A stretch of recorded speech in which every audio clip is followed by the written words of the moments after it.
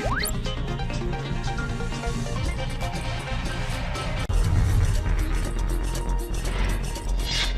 है कि कोरोना की चर्चा के बीच अचानक से तबलीगी जमात और मौलाना साद कहां से आ गए।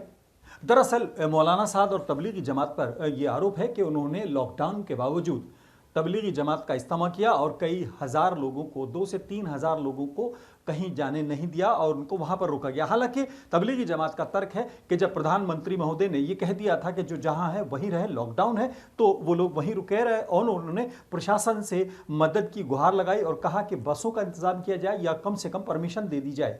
लेकिन बावजूद इसके जो कुछ हो रहा है वो आपके सामने है। लेकिन अभी हम आपको एक ऐसी खबर देते हैं जिसको सुनकर आप शायद चौंक जाएंगे। जी हाँ, लॉकडाउन के बीच एक ऐसी भी चर्चा है जो शायद आपने अभी तक नहीं सुनी होगी। लॉकडाउन के बीच गुजरात के 1800 यात्री, बल्कि कहा जाए टूरिस्ट जो हैं, वो उत्तराखंड में फंसे हुए थे या वहां रुके हुए थे, क्योंकि फंसे होने में रुके होने पर भी अभी बहस जारी है। अगर कोई और समुदाय का है तो फंसा हुआ है, कोई और समुदाय का तो वो रुका हुआ है। बहरहाल हम आपको जो खबर दे रहे हैं आप सिर्फ उस पर फोकस हो जाइए। फोकस होने वाली खबर यह है कि उत्तराखंड के अंदर 1800 यात्री टूरिस्ट, या कहीं ना कहीं कहा जाए वो टूरिस्ट जो थे वो रुके हुए थे या फंसे हुए थे, उनको निकालने के लिए गुजरात के मुख्यमंत्री विजय रूपाणी की पहल पर उत्तराखंड सरकार ने बाकायदा उनको रेस्क्यू कराया और 9 बसें लगाकर उनको गुजरात अहमदाबाद भेजा। सराहनीय कदम है। 1800 भारतीय हैं, किसी भी प्रदेश के हों, कहीं के भी हों, लेकिन सवाल उस समय है जबकि तबलीगी जमात पर इसी तरह के मामलों को लेकर चर्चाएं गर्म है, तरह तरह के आरोप लग रहे हैं और खास तौर से मरीजों को, जिनको के सहानुभूति की जरूरत है, मदद की जरूरत है, मेडिकल एड की जरूरत है, उन पर एनएसए लगाई जा रही है, राष्ट्रीय सुरक्षा अधिनियम लगाया जा रहा है। ऐसे में यह खबर बहुत अहम हो जाती है और टाइटल है इसका कि लॉकडाउन के बीच एक कहानी ऐसी भी। जी हाँ, भास्कर.com पर, भास्कर की एक सम्मानित समाचार एजेंसी है, समाचार पत्र है, मीडिया हाउस है, उसकी एक खबर है। उसके रिपोर्टर हैं, बड़े जुझारू रिपोर्टर हैं, गढ़वाली हैं, राहुल कोटियाल। उनकी एक खबर है जिसका हेडिंग है कि लॉकडाउन के बीच एक कहानी ऐसी भी। हरिद्वार में फंसे थे गुजरात के 1800 लोग। रूपाणी के कहने पर उन्हें लॉकडाउन के बीच बसों से घर पहुंचाया गया। आप ये खबर देख सकते हैं। ये मैं खबर आपको इसका स्क्रीनशॉट भी दिखा रहा हूं और इसका स्क्रीनशॉट मैंने रख भी लिया है क्योंकि इसका अंदेशा यह है कि हो सकता है बाद में इसको डिलीट ना कर दिया जाए, इसलिए मैं आपको ये स्क्रीनशॉट बाकायदा दिखा रहा हूं। आप देख सकते हैं ये उस जमाने की चर्चा है जिस जमाने में मौलाना साद तबलीगी जमात विलन के तौर पर उभर के आए हैं। और हमारी भी मांग यही है, अगर उन्होंने किसी नियम का उल्लंघन किया है तो देश के कानून के तहत ओपन कोर्ट में उनके खिलाफ कार्रवाई की जाए और बाकायदा उनको सजा दी जाए। ये हम भी मांग करते हैं। लेकिन इस सब चर्चा के बीच में इस खबर पर भी आप नजर रखें। मैं आपको बता देता हूं, आप स्क्रीन पर देख सकते हैं, 9 बसों के द्वारा बाकायदा सरकार ने, उत्तराखंड सरकार ने उनको वहां से निकाला।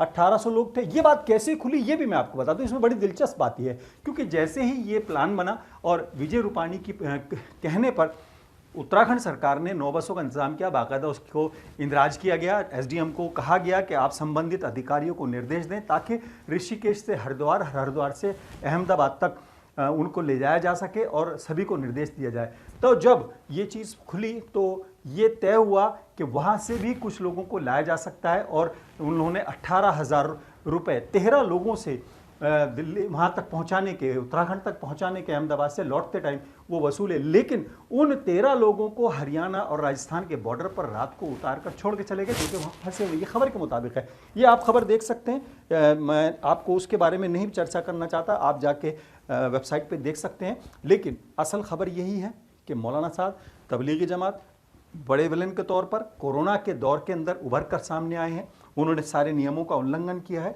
हम भी यही मांग करते हैं कि नियमानुसार उनके खिलाफ कार्रवाई होनी चाहिए। लेकिन इस खबर को भी कंसीडर करना चाहिए क्योंकि वो भी भारतीय थे, ये भी भारतीय हैं। ये 1800 लोग बचाए गए, ये रेस्क्यू किए गए, ये सराहनीय कदम है। विजय रूपाणी की कोशिश को भी सलाम है और उत्तराखंड की सरकार को भी सलाम है। लेकिन सवाल यह है कि दिल्ली के अंदर केजरीवाल भी थे, केंद्र सरकार भी थी, दिल्ली पुलिस भी थी, सभी से कहा यह जा रहा है कि तबलीगी जमात के लोगों ने मदद की गुहार लगाई।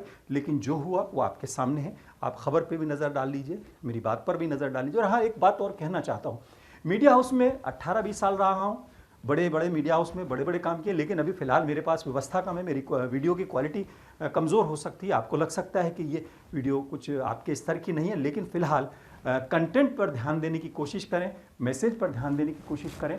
अगर समय मिला आपका सहयोग मिला तो क्वालिटी भी बाद में सुधरेगी, लेकिन फिलहाल बात पर ध्यान दें, क्वालिटी पर ध्यान ना दें, क्योंकि चमकदार न्यूज़ रूम के अंदर आपकी अगर बात ना निकल पाए और आप अनजान रह जाएं और आपकी बात ना हो, तो शायद उस न्यूज़ रूम से बेहतर मेरे जैसे उस शख्स की कोशिश शायद बेहतर है जो आपकी बात को कह सके। मेरे जैसे बहुत लोग हैं, पुनपुर सिंह वाजपेयी जी भी ऐसे बहुत कम व्यवस्थाओं में काम करते हैं और लोग बहुत कम व्यवस्थाओं में काम करते हैं। शायद उनका ज़्यादा हक है बड़े न्यूज़ रूमों से, जो लोग आपके लिए कम व्यवस्थाओं में काम करते हैं। बहरहाल मौलाना साहब के बीच में गुजरात की इस खबर पर आप भी नज़र डालें और सोचें कि आखिर एक ही देश में, एक ही संविधान में दो प्रदेश के लोगों के लिए या दो समुदाय के लोगों के लिए दो तरह की बातें क्यों हो रही हैं, ये बड़ा सवाल है। फिलहाल अपने मेज़बान आज़ाद खालिद को इजाज़त दें। जय हिंद।